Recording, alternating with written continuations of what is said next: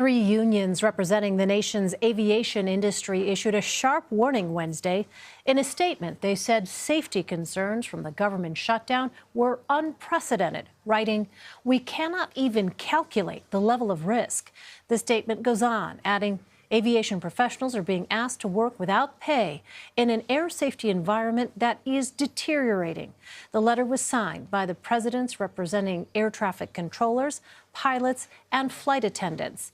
And one of those presidents joins me now. Sara Nelson heads the Association of Flight Attendants, and she's in Washington. Sara, thanks so much for being with us. Thank you for having me. How are the people you specifically represent being harmed by this shutdown?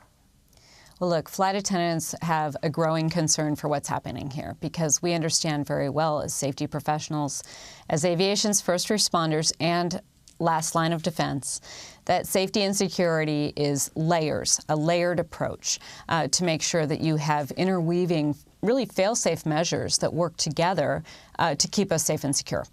We understand really clearly what happens when there's a gap in security. We experienced that on 9/11, and that is actually when the Transportation Security Administration was created. And we had a federalized workforce and a federal program that now integrated with the other agencies in government to collect all the information to make the best risk assessment and to address that and correct that and to fill any holes. So our members are really having a growing concern about what it means when they go to work. But in addition to that, we have safety and security to be concerned about, but we're also very concerned about our members' jobs. Because what we're starting to hear is that airlines cannot receive delivery of aircraft that they have on order. So they're canceling routes. And they are having to, they're starting to talk about this. Southwest has talked about this, Alaska, United. And ultimately then what starts to happen is people start to whisper that word furlough. So this is our jobs that are on the line too. And our members are also incredibly concerned that we have safety-sensitive people going to work every single day in highly stressful jobs like our air traffic controllers, who are also now facing the personal stress of not having a paycheck, of not being able to provide for their families. And in some cases, our transportation security officers are reporting that they're sleeping in their cars, not because they don't have anywhere else to sleep, but because they can't even afford to put gas in the car to get back and forth to the airport, so they're staying there. So this is what's happening with people who are coming to work, who are really dedicated to a mission of keeping us safe and secure.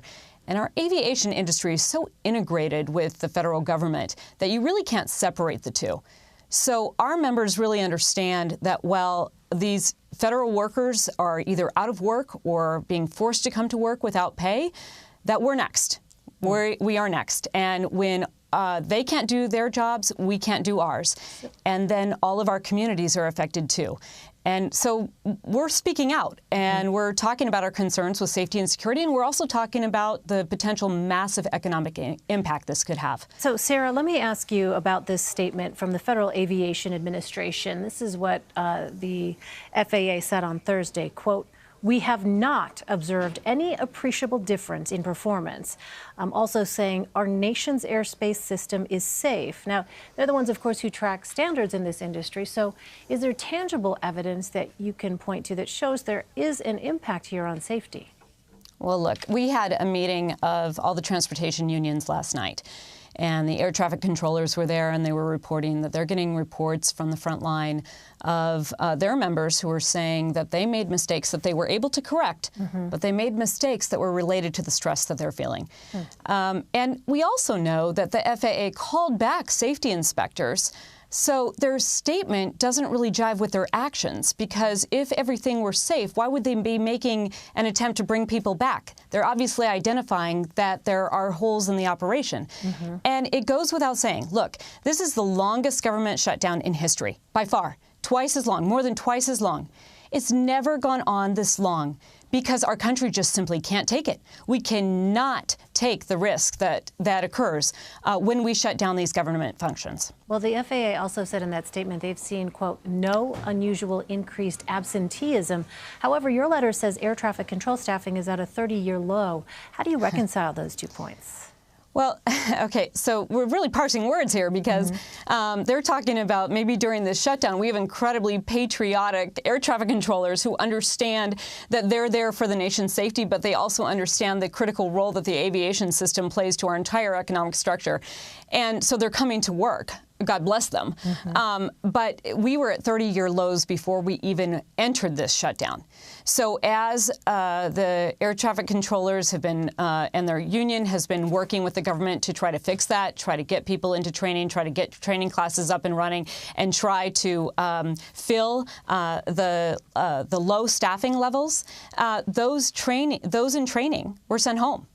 And those who were scheduled to come to the class the following week were told, don't come. And the people who were apprentice members who were just coming out of training and learning from the certified professionals have said, I can't do this. I can't go without a paycheck. I don't have anything invested here. I'm going to go. So people are leaving, and people are also whispering in those towers, I just don't know how long I can hang on here. Wow. And there is going to be a breaking point. And when that point breaks, when we have 20% of the air traffic controllers who are keeping this system together are eligible to retire, and they can no longer provide for their families, they can no longer make their mortgage payment, they are going to have to go out and earn a living. Today they're working 6 days a week, 10 hours a day, and they need that time to be able to earn a living. So they'll submit their retirement papers, and they'll wait for that to be processed when the shutdown's over, but in the meantime go out and make a paycheck. And when they do that, when we lose 20% of the air traffic controllers that we have left, we are going to see a reduction of 50% of our air travel. That is going to affect all of us, including private jets. And it could happen as soon as before the Super Bowl this next weekend. Wow. So having said all that, does your union blame a particular side for this shutdown? So I'm not interested in talking about sides at all, and no one should. That's not the way this is supposed to work. You are not supposed to bring all of us and hold all of us hostage for a political process that really deserves the democratic process to play out. This brinksmanship during a shutdown has no place here. Politics have no place in safety and security.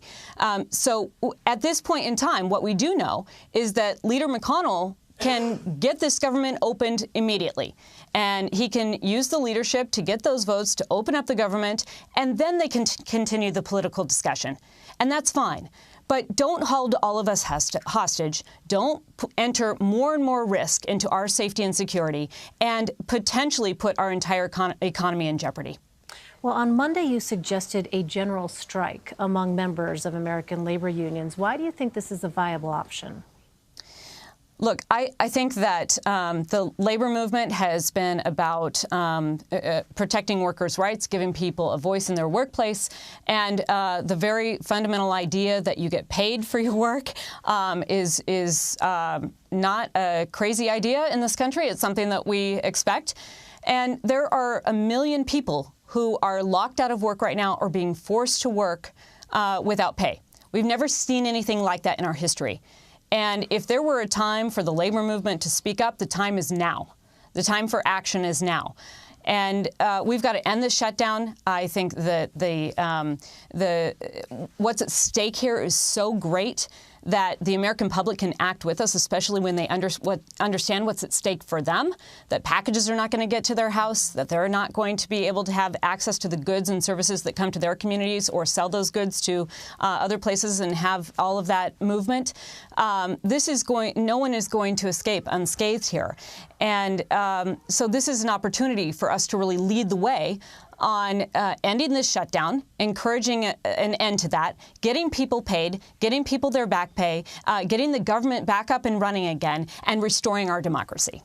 All right. And we have to talk about that. So it has not even been uttered in over 50 years in this country. But if there were a time to talk about it, the time is now.